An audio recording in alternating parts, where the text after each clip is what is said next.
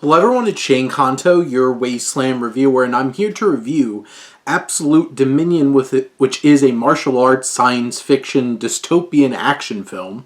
And this is from writer-director Lexi Alexander, who previously directed films like Green Street Hooligans and Punisher Warzone, and here takes on this futuristic 2063 world where basically we're involved in a global holy war and a martial arts tournament is set up, and the winner's faith is what will rule out around the world. Very interesting concept because, religion is very hard to argue with people. It's your faith, it's your foundation. But if you put it in a martial arts tournament, they can't argue with that.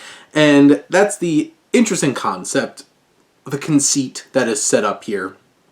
And we have a genetically engineered fighter from a from a secular, humanist society, but there's something about this person. Do they have this connection to God and all these other layers that makes him such an enigma? And of course, people are going to be upset and want to stop this man from making it into this tournament and winning. And this has a lot of ideas. And it, I think, does a fine job of exploring some of them. I think it just barely scratches the surface on some other ones. It's a challenging film to try to really wrap your head around everything that it's trying to explore. There's so many big ideas and elements that it's trying to, process through. And the vehicle for which they do so, it feels generally pretty derivative. It's pulling on a lot of ideas from other films.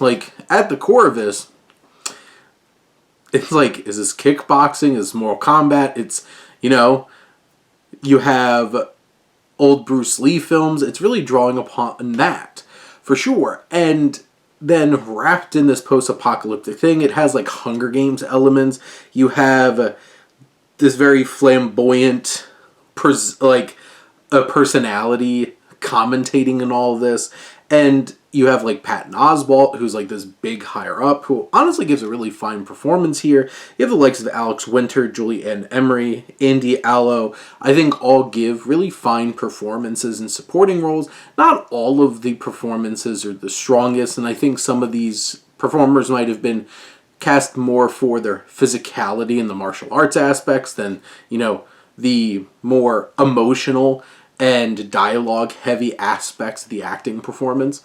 And I think the action is really good for a film that you can tell is not made for a lot of money. And you really do get some exhilarating action sequences, some cool fights and choreography.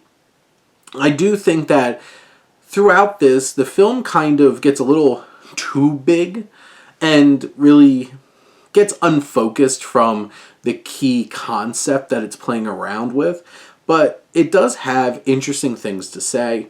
You could definitely tell this movie was made with a low budget, and there's elements of the visual aspects and, some of the performances that you can tell maybe not the strongest. But it does have enough to at least get you curious. I'm not saying this is a good film or even just a fine film. It's lacking in some areas, and it's not the most engaging outside of key moments with Patton Oswalt or Alex Winter has some fine moments, and then the fighting. It drags. It's overly convoluted. It has ideas too big that it really can wrap its head around. But it's an interesting effort and an engaging enough watch to experience for the first time, and it has some timely ideas of what we're all trying to process through. But those are my thoughts on Absolute Dominion. Let me know what you think, and let's talk some movies. But thank you as always for tuning in and supporting your Wasteland reviewer.